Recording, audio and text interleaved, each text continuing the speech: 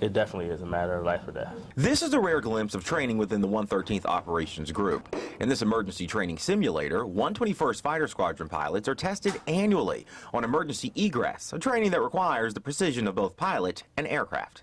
We go through the scenario of you pull the handle, nothing happens, what do you do? Meaning pilots must know the second, third, and fourth options to exit aircraft in an emergency, where airspeed and altitude are factors. What that does is it actually keeps them on their toes. I say it's less than 10 seconds. And like clockwork, if this was a real-world ejection, directly across from the training cockpit, pilots are tested on emergency parachute descent training. Attached to this parachute is a virtual reality system connected to the pilot's training helmet. Pilots are tested on how to land in the forest, in the desert, on an island, and at different altitudes. Additionally, they're tested on parachute malfunctions and steering. Parachute's not going to work properly. Failure to stay current within these simulations will result in being grounded, according to Senior Master Sergeant Sharon Mason, Aircrew Flight Equipment Superintendent.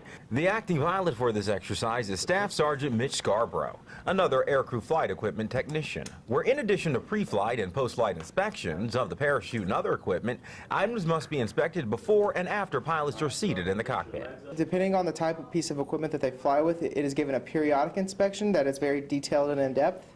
But before and after each flight, all their equipment is looked over and inspected again. We leave the aircrew training room to head to where inspections happen. Inspections and repacking the parachute, for example, from start to finish takes approximately 8 to 9 hours, according to Staff Sergeant Heather Martin. We look for any rips, tears, seams coming up, lines not attached correctly.